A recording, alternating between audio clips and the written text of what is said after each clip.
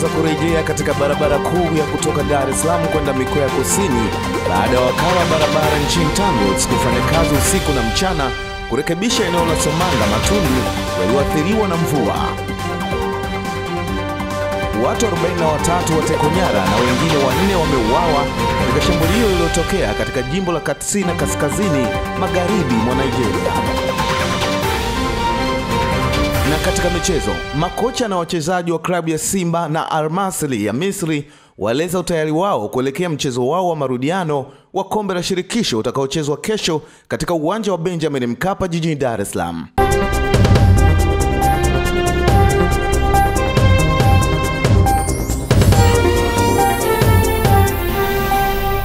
Hujambo mtazamaji, karibu katika habari usiku huu kutokea hapa Channel 10 Plus. Mimi ni Filipina Ndwata, nitakuangazia habari za kutwa nzima ya leo, na katika upande wa habari za michezo na burudani utakuwa naye kiungo biriani Lolo Ali. Mtazamaji karibu. Hatimaye huduma za usafiri katika mikoa ya kusini na Dar es Salaam zimerejea baada ya kukamilika kwa ukarabati mdogo uliotokana na kuvunjika kwa vivuko vya barabara katika maeneo ya Somanga Mtama na Mto Matandu wilayani Kilwa mkoani Lindi kutokana na mvua zinazoendelea kunyesha, na hivyo kukwamisha shughuli za usafiri kwa takriban siku 3 sasa. Taarifa zaidi tuungane na Ahmed Nandonde.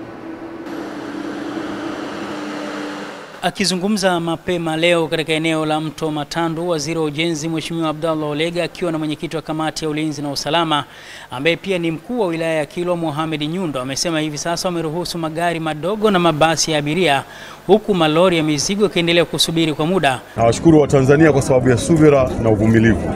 Tumekesha wote hapa siku 2 na saa hizi naomba nitangaze rasmi kwamba barabara imefunguka. Imefunguka upande wa Somanga na barabara imefunguka hapa Matandu. Kazi kubwa imefanywa na wataalamu wetu usiku kucha bila ya kuchoka. Lakini kubwa tunawashukuru sana wa Tanzania, wamekuwa na subira, wamekaa hapa, hawakuwa na tatizo lolote la kusema kwamba wazushe taharuki. Hili ni jambo kubwa na tuendelee kuwa na moyo wa namna hii kwa sababu katika majanga badala ya kutafuta mchawi, watu mnaungana, mnashughulika kwanza na yale majanga. Barabara imefunguka, tutaruhusu magari madogo, tutaruhusu magari ya abiria na baadaye tutaendelea kuruhusu mpaka malori. Sasa tunaimarisha hatua kwa hatua. Katika kuhakikisha kampeni ya kazi na utu tunasonga mbele inatekelezwa kwa vitendo, Mheshimiwa Ulega licha ya kuahidi kuwa wizara yake itaendelea kujenga na kuboresha madaraja na vivuko vilivyoharibika, lakini tukashuhudia akiwapatia vifungua kinywa ikiwemo maji na biskuti ya usafiri. Nilikuwa nimewanunulia maji ya kunywa, biskuti, kwa sababu tunaona wangu wengi mmekaa humu hamjapata hata kifungua kinywa. Hii ni kazi ya dharura. Kazi kubwa ya ujenzi wa madaraja inaendelea. Baada ya mwaka jana kwa madaraja yamekatika, si kwamba serikali ilikuwa imekaa tu. Kuna kazi iliyokuwa inaendelea. Mwenyekiti wa kamati ya ulinzi na usalama ambaye pia ni mkuu wa wilaya ya Kilwa Mohamed Nyundo amemshukuru Mheshimiwa Rais pamoja na waziri mwenye dhamana ya ujenzi kwa kuwakimbilia na kufanikiwa kutatua kadhia hiyo. Mshukuru sana Mheshimiwa Waziri wa Ujenzi. Amekuwa hapa punde tu tulipopata majanga haya, tumeshirikiana naye yeye pamoja na wataalamu wake wa TANROADS kuhakikisha kwamba miundombinu hii inarejea. Sisi ndio wilaya ya kwanza kwenda kwenye mikoa ya kusini. Kwa hiyo tulikuwa tuna changamoto kubwa sana ya kupokea wageni wengi ambao walikuwa wamekwama. Nao wasafiri waliokwama katika eneo hilo wameshukuru serikali kwa kazi kubwa ya kuhakikisha vivuko hivyo vinatengenezwa na kurejesha usafiri kama zamani. Kutoka Masasi kuelekea Dar es Salaam kwa nauli ya 150, kwa sababu hapo tulikuwa tunavuka kwa shilingi 40,000. Hivyo basi sio wote wana uwezo wa kutoa 150. Kama unavyoona Mheshimiwa Waziri hajavaa mkanda, hajavaa tai. Yuko pale toka asubuhi, yuko pale anahangaika. Kwa hiyo vitu kama hivi kwa viongozi wetu wakiwa wanatuonyesha namna hii, si waga tunakuwa na imani sana na viongozi wetu kama. Kwa sababu gani? Yeye muda wote anaenda kwenye eneo la tukio. Kwa hiyo hata mimi ambaye nimekuja saa 2 nikimwona mheshimiwa yuko pale, siwezi moyo kama unanyongeka kwa sababu kama kuumia tunaumia wote pale. Nakuja kwa Mheshimiwa Waziri Ulega jitihada zake zote mpaka kufikia sasa magari ya kupita na msaada wa maji tumepata hapa na biskuti. Nikiripoti kutoka hapa katika eneo la Kilwa mkoani Lindi, mimi ni Ahmed Nandonde, Channel 10. Serikali imepanga kupunguza gharama za huduma za usafishaji figo kwa kuongeza vituo vya huduma hiyo katika hospitali 15 za rufaa za mikoa na kanda hapa nchini. Tupate taarifa zaidi. Hayo yamebainishwa na naibu waziri wa afya Daktari Godwin Mollel wakati alipokuwa akijibu swali la mbunge wa Mbulu Bwana Zakaria Paulo katika mkutano wa 19 wa bunge ulioanza hapa jijini Dodoma. Serikali imechukua hatua mbalimbali ili kupunguza gharama za kusafisha figo, ikiwa ni pamoja na kusogeza huduma hizi kwa kuongeza vituo vya dialysis katika hospitali 15 za rufaa za mikoa na hospitali zote za kanda nchini. Vile serikali itaongeza wadau na taasisi zinazoingiza vitendanishi, vifaa tiba na dawa zinazotumikazo badala ya kuacha mtu mmoja au taasisi kutawala soko bila kuruhusu ushindani. Pia kuhamasisha viwanda na ubunifu ndani ya nchi. Aidha, serikali imesambaza kwenye hospitali za rufaa za mikoa nchini mashine zaidi ya 100 pamoja na vitendanishi vyake. Aidha, katika swali lingine lililoulizwa na mbunge wa Mpendae Bwana Taufik Salim Turkai, naibu waziri wa habari, utamaduni, sanaa na michezo Bwana Hamis Mwijuma akachukua nafasi hiyo kulieleza bunge ni hatua gani zinazochukuliwa na serikali kuhakikisha ongezeko la vyombo vya habari mtandaoni aliathiri maadili na utamaduni wa hapa nchini. Serikali kupitia mamlaka ya mawasiliano Tanzania TCRA imeendelea kutoa leseni za vyombo vya habari na waandaaji wa maudhui mtandaoni kwa maombi ambayo yanakidhi vigezo vilivyowekwa ili kupanua wigo na kutoa habari nchini kwa kuzingatia sheria na kanuni za utangazaji. Hadi Machi 2025, leseni 206 za televisheni na redio za mtandaoni zimetolewa. Aidha, serikali kupitia TCRA imeendelea kutoa elimu na imekuwa na programu maalum za kuelimisha watumiaji wa mitandao kuhusu matumizi sahihi na salama ya mitandao na kuendelea kufuatilia wale wanaokiuka maadili ya Mtanzania na kuwawajibisha, ikiwemo kuwafungia uzalishaji wa maudhui na kuwapiga faini kwa mujibu wa sheria za vyombo vya habari na za nchi. Kutoka Dodoma, Leonard Mwacha, Channel 10. Na mtazamaji, kutoka Dodoma na sasa ni nchini Nigeria. Polisi katika jimbo la Katsina kaskazini magharibi mwa Nigeria wamesema watu 43 wametekwa nyara katika kijiji kimoja huku wengine 4 wakiuawa katika shambulio baya. Hatua hiyo inajiri wiki moja baada ya jenerali wa jeshi wa Nigeria kuachiwa baada ya kuzuiliwa karibu miezi 2 na watekaji nyara. Katsina, jimbo analotoka rais wa zamani wa Nigeria Muhammadu Buhari, limeshuhudia mashambulizi ya mara kwa mara ya majambazi na watekaji nyara ambayo yamegharimu maisha ya watu wengi. Katika shambulio hilo la Jumapili usiku, wakazi walisema kuwa watu wanaoshukiwa kuwa majambazi walikuwa wakiendesha pikipiki, waliwavamia wakazi na kuwapiga risasi kabla ya kuwateka nyara waathiriwa. Baadhi ya wanakijiji walipigwa risasi na kusababisha vifo vya watu 4 huku wengine wengi wakijeruhiwa vibaya. Na mtazamaji, tukiachana na taarifa hiyo, na sasa tuangazie taarifa nyingine kutoka mkoani Tanga.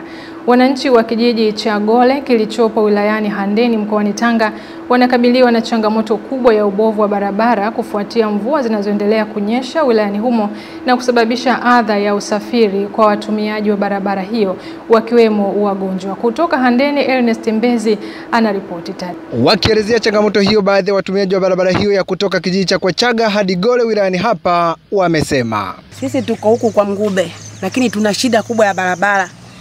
Mabonde yanasumbua, hatupate misaada ya kurekebishwa. Tunaomba misaada, tupate msaada wa kurekebishwa barabara yetu iwe sawa. Hali mbaya tu kama hivi mlivyokuwa unaona kwamba mvua ikinyesha hali ya udongo huo hapa kama hivi unavyoona unashika sana. Kwa hiyo hapa bila kokoto inakuwa ni ngumu sana, hata magari kama vile unavyoona kule yamekwama. Kwa hiyo hakuna hakika wa safari. Toka kwa Dijava naelekea hapo Ubungo. Sasa safari hii ya pikipiki unaweza kutembea masaa 3-4. Hiyo ndio changamoto. Mbeba na kitanda, maana kwa pikipiki haiwezekani tena. Itabidi uchukue kitanda mweke pale afu mbebe juu juu.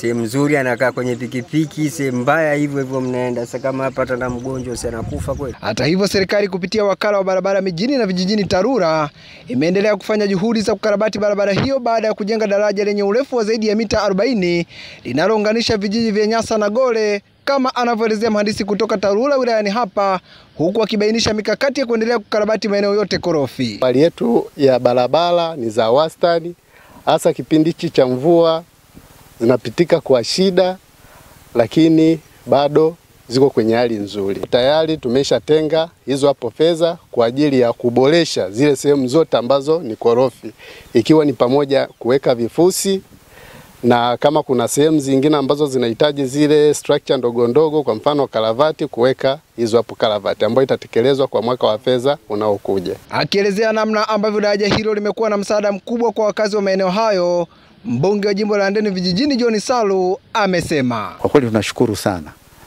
kwa jinsi mama yetu Samia Suluhu Hassan alivyoitika kwa kutukomboa wana wa Gole, kwa sababu Gole ilikuwa ikinyesha mvua basi Gole inakuweko huku, Nyasa inakuweko huku, kwa hakuna mawasiliano. Kwa hiyo sasa hivi kwa kweli tunashukuru Mungu, magari yanapita, njia inapitika, na ilivyo thamani ya mazao imepanda. Kutoka hapa katika daraja linalounganisha vijiji vya Nyasa na Gole wilayani Handeni mkoani Tanga, mimi ni Ernest Mbezi, Channel 10. Huku mvua zikiendelea kunyesha katika maeneo mengi nchini, wakazi wa mitaa miwili ya Angaza na Majani Mapana katika manispaa ya Lindi mkoani Lindi wamelalamikia ukosefu wa mitaro ya kupitisha maji, hali inayosababisha maji ya mvua kukosa njia na kuelekea katika makazi ya watu, na hivyo kuwaweka kwenye hatari ya kukumbwa na magonjwa ya mlipuko. Tupate undani wa taarifa hii. Channel 10 imetembelea katika mitaa ya Angaza na Majani Mapana iliyopo katika manispaa ya Lindi na kuzungumza na wakazi wa maeneo hayo ambao wanaeleza kuwa ukosefu wa mitaro umechangia maji kukosa njia ya kupita na hivyo kutiririka mpaka kwenye makazi ya watu, yakiwa na mrundikano wa taka, hali ambayo wamesema inaweza kusababisha milipuko ya maradhi ya tumbo ikiwemo kipindupindu. Mfereji unatusumbua kiasi cha kutosha. Mvua ikinyesha maji inaingia sana majumbani. Na jambo la pili, kuna tatizo ambalo tunaliona kutoka majumba ya vilimani huko, mara nyingi sana wanapenda kutupa takataka kwenye ufereji huu. Kwa hiyo ile mvua ikinyesha, takataka zote manake zinakuja kwetu majumbani mwetu. Na nimeshalalamika mara kulalamika. Shida kubwa ni uwepo wa maji ambayo yanatokea juu milimani kule, yameshuka moja kwa moja, yameshindwa kutengenezewa mifereji ambayo ingeweza kusaidia kuyamwaga maji huku chini kwenye mitaro mingine. Sasa tatizo limekuwa kubwa, maana yake sasa yale maji yanashindwa kupata njia. Yakikosa njia ndo huwa yanaingia humu ndani.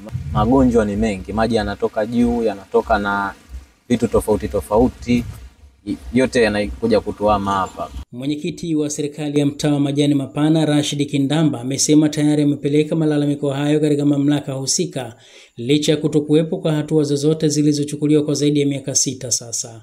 Hii inajionyesha kwa kama hivi vyombo vya habari mnapita hapa, mnajiridhisha, mnaangalia, na sisi tunapita hapa, lakini mpaka sasa hivi bado tunapokea kilio tujue kwa juu, manake maamuzi hayajapatikana kutoka serikali. Kufuatia malalamiko ya wananchi hao, diwani wa kata ya Wailes Mariamu Chande anaeleza hatua alizochukua ili kupata suluhisho la kadhia hiyo. Wakathibitisha kwamba kama bajeti itakaa vizuri, basi huu mfereji utashughulikiwa muda wote na wakati wowote. Kwa hiyo kama mafungu yatakuwa yameletwa, na ule mfereji ni mfereji ambao mkubwa, unatakiwa bajeti yake vile vile iwe kubwa. Kwa hiyo hiyo bajeti ikikamilika, naamini kwamba hii changamoto itakuwa imeisha. Nikiripoti kutoka manispaa ya Lindi, naitwa Ahmad Nandonde. Wananchi na wakazi wa mtaa wa Buyuni Masuliza eneo la Puga Road Tuangoma wilayani Temeke wameiomba serikali iwasaidie marekebisho ya barabara ya Puga Road inayotokea Mwembe Mtengu kuelekea Fundi Baiskeli, barabara kuu ya Kigamboni.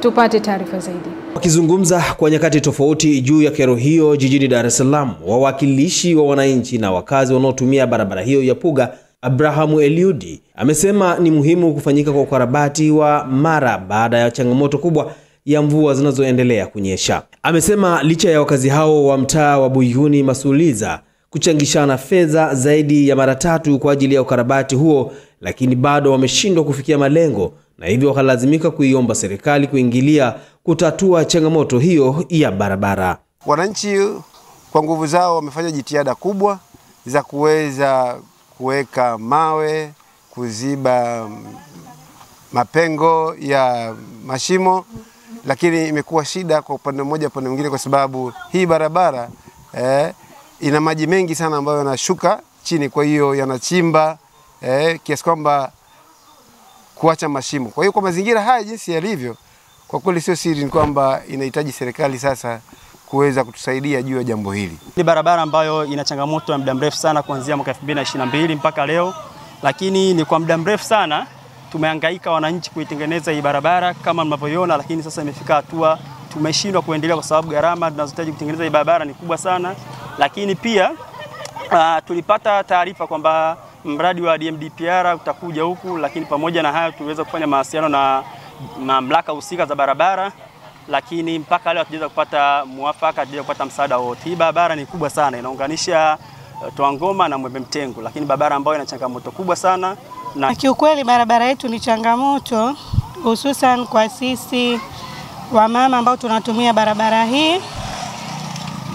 Wamama wajawazito, wagonjwa, watoto mashuleni kwenda pia wanapata changamoto sana. Unakuta gari za shule hazifiki, unaambiwa mtoto mlazima umpeleke barabara kubwa kule, ambapo pia ni changamoto, huwezi kumwacha mtoto mdogo akaenda peke yake barabara kubwa. Kwa hiyo ni kero kwa kweli. Saidi Makala, Channel 10, Dar es Salaam. Shukrani Saidi Makala kwa taarifa hiyo. Na sasa mtazamaji, ni nchini Sudani Kusini. Sudani Kusini imeikosoa hatua ya Marekani kubatilisha visa kwa raia wake wote baada ya utawala wa Rais Donald Trump kumrejesha kimakosa raia mwenye asili ya Kongo nchini mwake badala ya raia wa Sudani Kusini. Marekani kupitia Wizara ya Mambo ya Nje, Marco Rubio, ilitangaza kufuta visa za raia wote wa Sudani Kusini, ikidai nchi hiyo imeshindwa kuwapokea raia wake waliorejeshwa kutoka Marekani. Sudani Kusini katika taarifa yake imesema mtu huyo aliyekataliwa kuingia Marekani sio raia wake bali ni kutoka Jamhuri ya Kidemokrasia ya Kongo. Hata hivyo, maafisa wa Marekani wamesema maelezo ya Sudani Kusini hayana msingi kwa kuwa ubalozi wao uliwahi kumtambua mtu huyo kama raia kamili. Naye waziri wa habari wa Sudani Kusini Michael Makuei ameishutumu Marekani kuwa inatafuta visingizio wakati huu ambapo nchi hiyo inapitia hali ya kisiasa yenye mvutano mkubwa.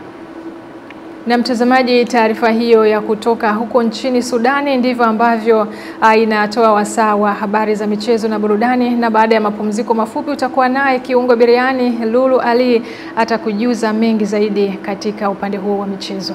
Mimi ni Filipina Ndwata na hii ni Channel 10+.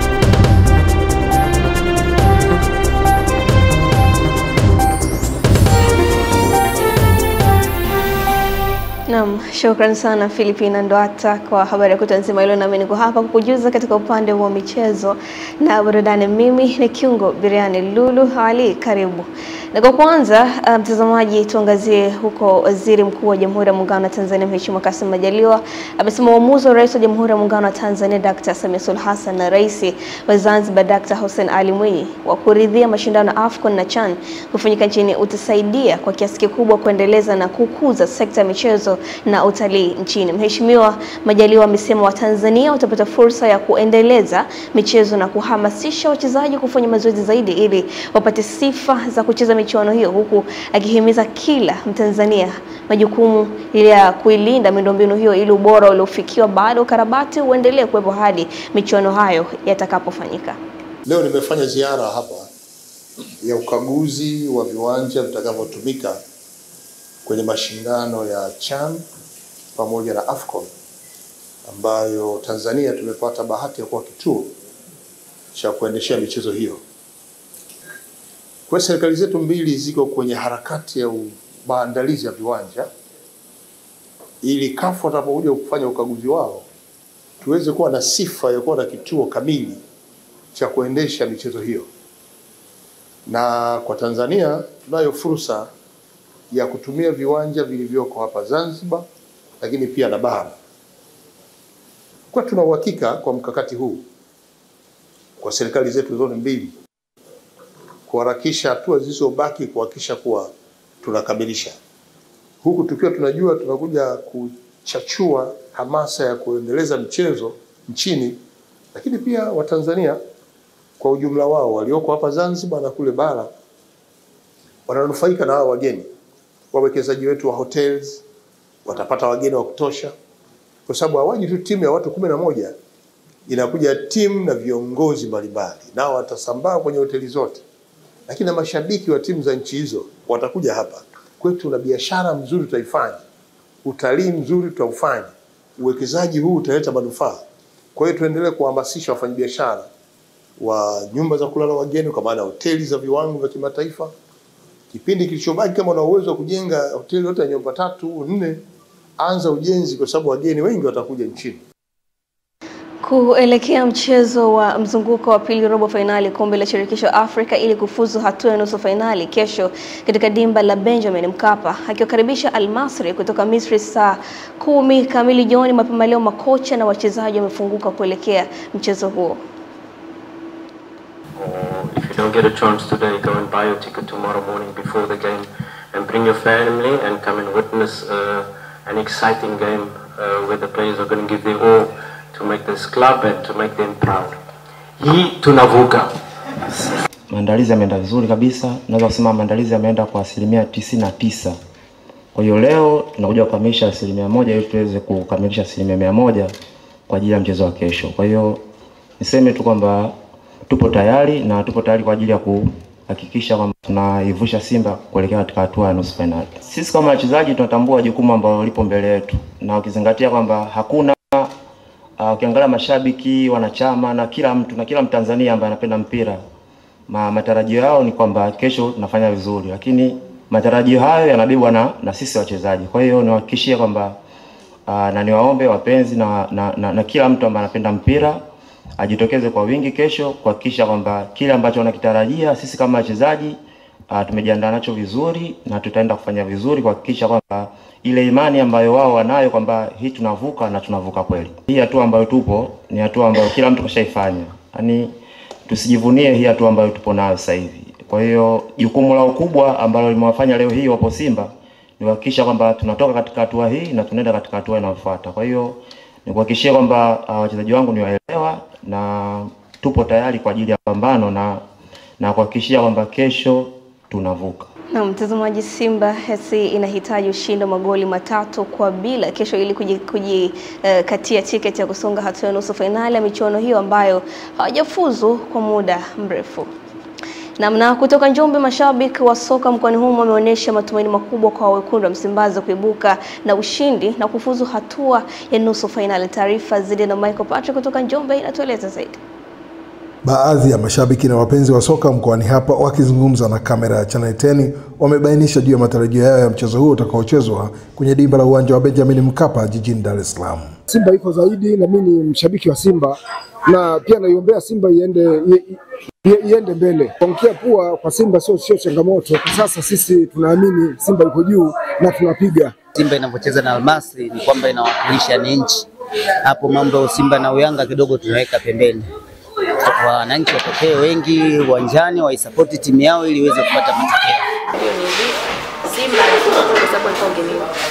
Akija huko nyumbani tunaona atashinda kwa sababu nyumbani ni nyumbani. Kwa washabiki wa Simba anaweza kupata ile ya kuweza kucheza mpira kwa sababu nyumbani tuko tunatoka. Hata hivyo, ushauri kwenda kwa kocha mkuu wa timu ya Simba Fadlu Davis ukatolewa juu ya matarajio ya mashabiki hao katika kuwachezesha wachezaji wanaoweza kuleta matokeo dhidi ya mpinzani Al Masry. Simba mechi ya kesho wanahitaji ushindi wa goli 3 ili waweze kusogea mbele. Sasa ili kupata huo ushindi, wale Waarabu tunajua kwa siku ya kesho lazima watakuja kwa lengo la kupaka gari. Kwa ushauri kwa mwalimu wapange wachezaji ambao wanaweza kuifungua ile ngome, wakiwemo yani kwa mfano kama akianza pale Mpanzu huku pembeni akae cha Sambe wepo Kip Dennis, hata katikati pale akiwepo huyu akiwepo Mukwa, tuna imani kwamba ushindi unaweza kupatikana. Kama kocha anamshauri anaanza asipaki basi kushambulia ili apate matokeo. Kwa hiyo kama anaweza kuanza Mukwa wala pia hapa katikati kuna kibendezi wala kushambulia vizuri, kwa sababu tukipata timu nzuri anaweza kupambana na. Ikumbukwe katika mchezo wa awali uliofanyika nchini Misri wiki iliyopita, timu ya Simba ilikubali kichapo cha mabao 2-0 dhidi ya Al Masry. Kutoka mkoani Njombe ni mwanamichezo wako Michael Patrick, Channel 10. Na mtazamaji, kuelekea mchezo wa ligi kuu soka Tanzania bara baina Dodoma Jiji na Kagera Sugar, makocha wa timu hizo wamezungumzia maandalizi ya timu zao huku kila mmoja akizitaka alama 3. Leonard Mwacha, mwanamchezo wetu, anatujuza zaidi. Mwenyeji wa makao makuu ardhi ya Zabibu Maxime amesema kwa sasa jua linazama, hivyo sio kipindi cha kukosa matokeo, huku afisa habari wa timu hiyo akiwatahadharisha wapinzani wao kwani kwa sasa hawana huruma tena. Sasa hivi mechi za mwisho zinakwenda, watu wanaangalia kupata matokeo. Kwa hiyo haijalishi umecheza kwa namna gani, lakini kama umepata matokeo basi ina maana plani yako uliyokuja nayo ilikuwa nzuri. Kwa hiyo kwa sababu ukienda ovyo sasa hivi unakosa matokeo, na ukikosa matokeo kipindi kama hichi na mechi zinazidi kuisha, ndio hapo mnapozidi kuchanganyikiwa. Wachezaji wote wako salama, kikubwa ni kumwomba Mungu tu kesho waamke salama. Dodoma Jiji ni timu ambayo tunajipambanua kutokuwa na huruma tunapoingia kwenye pitch. Sisi kama Dodoma Jiji, management pamoja na wachezaji, tunaingia kwenye uwanja wa vita tukiwa na dhamira ya ulazima wa kupata matokeo. Kwa upande wake, kocha msaidizi wa Kagera Sugar Temi Felix ameonyesha hisia za wazi za kutokulitaka kombe, lakini angalau asalie kunako ligi, huku mdaka mshale wa timu hiyo Ramadhan Chalamanda akionyesha matumaini ya kutoka patupu kunako mtanange wa kesho. Ligi yenyewe ilivyo imegawanyika katika sehemu mbili. Kuna wale ambao wako wanatafuta ubingwa, kuna wale ambao wanataka kushuka. Sasa kwa sisi ambao tuko chini huku tunapambana kutoka kwenye hiyo hali, na lengo kubwa hasa ni kutoka. Na ukiangalia ratiba ilivyo, ukiangalia mechi zenyewe tunazocheza, kazi ngumu inahitajika kufanyika. Maandalizi yafanya huko nyuma, kilichobaki hapa sasa hivi ni kujaribu kurekebisha yale makosa ambayo tumefanya mechi iliyopita. Naamini kwa uwezo wa Mungu tutafanya vizuri kesho inshallah. Kutoka Dodoma, Leonard Mwacha, Channel 10.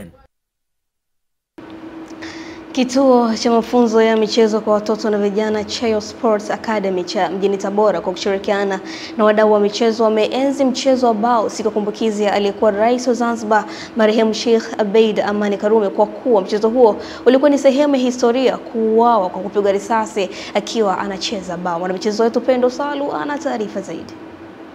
Mchezo wa bao umepewa kipaumbele. Mchezo huu wa bao una history katika nchi hii, kwani miongoni mwa sababu za kupatikana uhuru wa nchi hii, mchezo wa bao ulichangia kwa asilimia kubwa. Tunaiomba serikali sasa irudishe mashindano yale ya mkoa kwa mkoa ili kumpata mwakilishi wa Tanzania.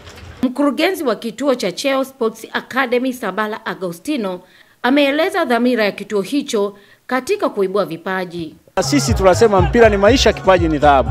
Tunaweza tukawatoa watu wengine ambao hawajaonekana, tukawasogeza ili waweze kupata fursa za kwenda sehemu nyingine.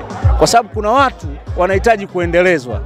Kuna watu wanahitaji kuwavumbua, ukaangalia ukajua huyu mtu ana kipaji. Lakini ana kipaji lakini hana support ya kumtoa hapa kwenda sehemu nyingine. Siku ya kumbukizi ya hayati Karume iliyoshirikisha michezo mingine mbali na bao kama soka, kikapu na mpira wa pete. Ujumbe mahususi ni kumshukuru Karume kwa mchango wake kwenye michezo hapa nchini. Washindi wakapata tuzo zilizotolewa na mchungaji wa kanisa la KKKT Trafaina Nkia. Wito huo tu kwa wafadhili mbalimbali, kwa mashirika na hata nchi yetu ya Tanzania na mkoa pia kuona umuhimu wa kusaidia Cheyo Sports Center ili waweze kufanya vizuri zaidi. Na sisi kama kituo tumeungana na serikali yetu kuadhimisha siku hii ya kumbukizi ya rais wetu kwa kuenzi michezo ambayo ameifanya katika nchi yetu. Kutoka hapa katika viwanja vya Tabora Boys ambapo michezo mbalimbali imefanyika ikiwa ni sehemu ya kumbukizi ya hayati Karume. Ni mwanamichezo wako Pendo Salu, Channel 10. Na mtazamaji, tukitoka huko Tabora na sasa ni huu ni ule wasaa kwenda kuangazia michezo kimataifa ambao tunakwenda kuungana na wanamichezo wetu atueleze kinaga ubaga kunani. Karibu katika habari za michezo kimataifa na tutaangazia ligi ya mabingwa barani Afrika. Michezo ya mkondo wa pili hatua robo finali ya ligi ya mabingwa barani Afrika itaendelea kwa siku mbili, leo na kesho, katika viwanja mbalimbali barani humo, ambapo klabu 4 zitapambana kulinda au kubadili matokeo ya michezo yao ya mkondo wa kwanza. Leo kutakuwa na michezo mitatu, yote ikichezwa majira ya saa 4 kamili usiku. Mamelodi Sundowns wakiwa na faida ya bao 1-0 wataenda kutafuta ushindi dhidi ya Esperance Sportive de Tunis huko Stade Rade. Mchezo huu utavuta makini ya watu wengi kutokana na kumbukumbu ya mashabiki wa Esperance na Mamelodi kufanyia na vurugu. Pyramids FC wakiwa na uongozi mkubwa wa mabao 4-1 dhidi ya AS FAR Rabat kutoka Morocco wanatarajiwa kumaliza kazi hiyo Rabat, licha ya matumaini ya Morocco kuweza kubadilisha matokeo kwenye uwanja wao wa nyumbani. Kwa upande mwingine, Al Ahly wakiwa na faida ya bao 1-0 watakuwa ugenini dhidi ya Al Hilal Omdurman ambao wataicheza mechi hiyo Nouakchott, Mauritania kwa sababu ya hali ya usalama nchini Sudan. Al Hilal wana kibarua kigumu mbele ya mabingwa watetezi, huku wao wakilenga nusu finali yao ya kwanza tangu 2015. Kesho kutakuwa na mchezo mmoja majira ya saa 1 kamili jioni ambapo MC Alger watakuwa na kazi kubwa dhidi ya Orlando Pirates baada ya kipigo cha bao 1-0 huko Algiers, huku Pirates wakionekana kuwa na nafasi nzuri kwenye mechi ya marudiano Johannesburg. Salum Pelembo, Kimataifa. Naam, shukrani sana Salum Pelembo kwa taarifa hii. Mtazamaji, tuangazie zinazobamba mtandaoni ambapo tuangalie hili. Panya buku wa Tanzania wanazidi kupata umaarufu na kuvunja rekodi kimataifa katika masuala ya ulinzi, hasa katika uteguaji wa mabomu. Wengi hatujui faida za panya zaidi ya hasara, lakini wataalamu wa mambo wanasema mnyama huyu ana faida kubwa katika masuala ya ulinzi. Panya buku mkubwa wa Kiafrika mwenye jina la Ronin kutoka Tanzania amepata sifa ya kugundua mabomu 900 ya ardhini na vipande 15 vya ziada vya risasi ambavyo havijalipuka nchini Cambodia. Kwa sasa rekodi ya hapo awali ya Panya Magawa aligundua mabomu 71 ya ardhini na vilipuzi vingine visivyolipuka 38 wakati wa kazi yake ya miaka 5 na kufa akiwa tayari amestaafu mwaka 2022. Sasa rekodi yake imevunjwa na Panya Ronin. Panya Ronin alipelekwa kufanya kazi nchini Cambodia kupitia shirika lisilo la kiserikali linalofundisha panya buku kutatua matatizo ya kibinadamu APOPO, ambapo alipelekwa mwaka 2021. Na hivi ndivyo anavyohitimisha katika upande wa michezo na burudani. Ulikuwa na Kiungo Biriani Lulu Ali, kurudisha kwake Filipina Ndota.